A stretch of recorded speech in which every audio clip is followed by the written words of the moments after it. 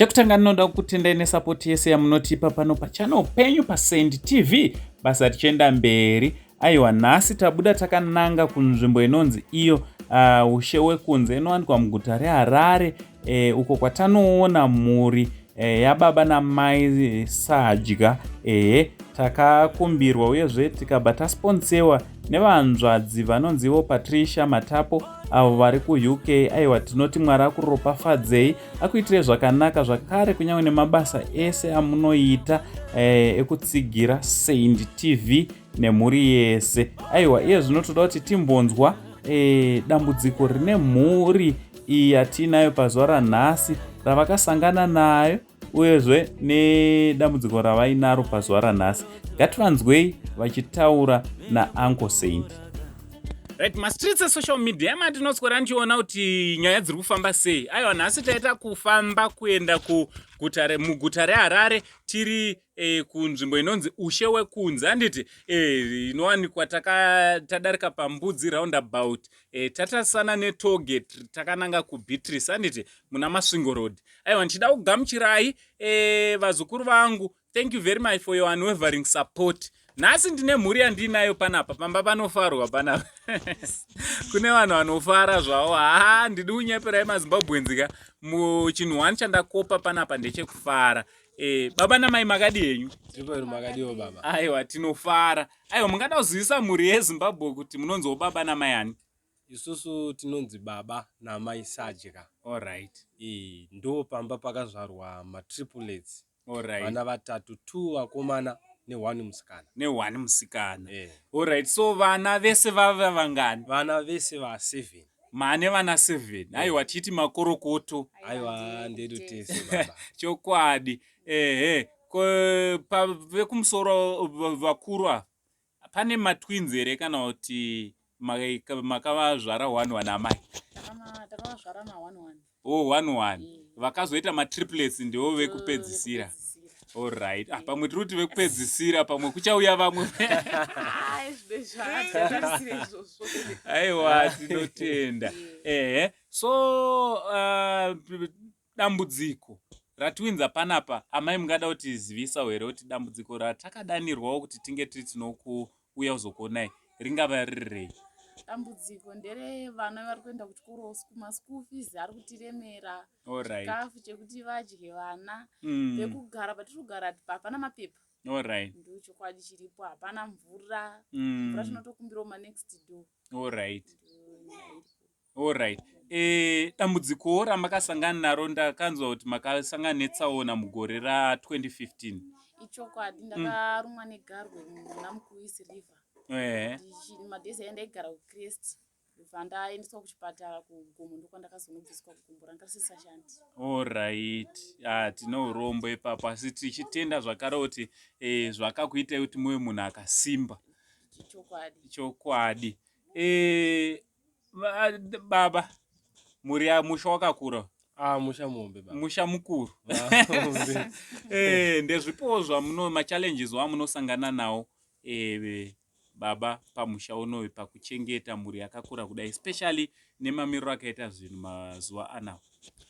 Machallenges ndiri kunyanya kufesana nawo kunyanya inhau iripo yekuti vana ava kuti uchikwanisa kunyatsovachengeta mushe vachinyatsowana chaizvo nenhau yemabasa edu, nekuti mazuva ano hatisi kuenda kumabasa. Tiri vanhu vari kungoraramawo zvongokiyakiya zvongodhora, nhasi mangwana dhora, mangwana saka kuti uchizonyatsowanawo mari yekuti vana havanyatsopfekawo zvakanaka vaende kuchikoro, pamba pacho zvekare tikwanise kunyatsovaka mune zvakanaka zviri kurema.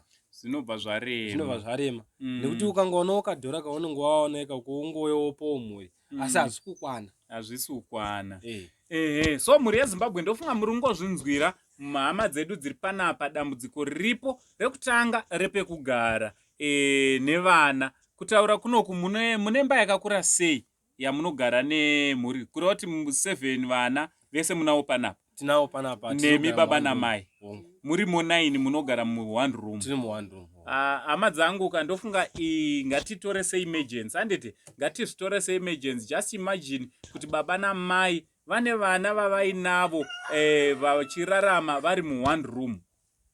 Especially nevachechi MaTripplets edu atinawo. Ngatibatsirane navo kana kuri kunzi tivavakirewo pekuti pekugara pange pari panowedzerwa chinova chinhu chingavabatsira zvizhinji. Ndezvipi zvimwe zvamunoshuva baba kunge muri munoita kana pane varakateerera vangada kubatsirai? Inini ndinoshuva kuda kushandira mhuri yangu. Ndoitawo basa rekuti kana nchinge ndashandawo ndinokwanisa kuzotiwo shandauyo nacho mhuri yangu inorarama inoita kuchikoro mune zvakanaka. Ndisingazoda futi kuti mangwana ndoti ndipewo mangwana ndipewo. Saka ndine shure yekuti ndikaonawo business randinoita so rekuti rinokwanisa kundipawo mari kuti mhuri yangu ikwanise kunyazorarama mune zvakanaka. Ndinoimba zvakadaro zvinogona kundibatsira nekuti mangwana ukati ndipei mangwana ukati ndipei zvinenge zvakuita sekuti kushanda usokwanisa kushanda. Asi ipapo kuti titi mabusiness pekutangira ndo panenge pasi. Ndo pane pachirema. So hama dzangu ndofunga muri ngozvinzwira makasununguka kunge muri munovabata panhamba dziri pascreen kana kubata Send TV panhamba zvakare dziri pascreen. Tobatsirana nehama dzedu anditi tobatsirana nehama dzedu. Muzuva ranhasi pane vandituma vandidirawo petrol vakabva vati endai munoona hama dzedu vane zvavandituma nazvo zvandiroda kuti ndinge ndinokusvitsai. Ndine vanditumawo vati ndiuyo zokusiraiwo kagrosari kedu kadikidika vakati aiwa endai munotisvitsirawo pekutangira tichizogadzirira kuti tinge tiri tinouya tichungokumbira kuti mungogamuchirawo kachipo kedu katinakwa. Aiwa tinotenda.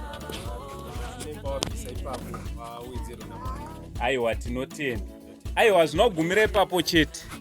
Hazvinogumira ipapo. Right, ndatumwa zvakare munhu akaona video kana kuti akaona pasocial media nyaya yenyu vanonzi vatete Patricia Matapo ndo vandituma zvakare vakati aiwa endai munosvika muone mhuri iyi.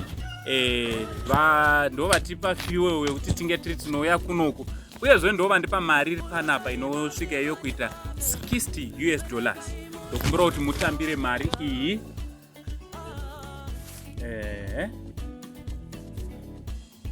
So ndo vandituma vakati ndiuye ndizokusirai muwanewo pekubata.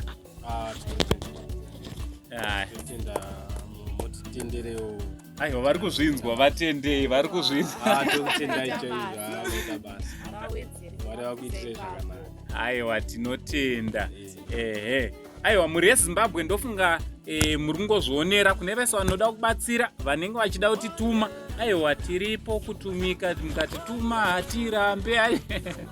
Nekuti tiri mhuri imwe chete zvese izvi tichizviita murudo. Dambudziko rine umwe idambudziko redu tese. So from Uncle Saint nemhuri yababa namai Sadya ndakuona. Tichitichi much love. Special thanks goes to Patricia Matapo and Chawa Health Care. We say God bless you. And from Uncle Saint, the only Zimbabwean uncle, and the Saint TV crew, for now we say much love.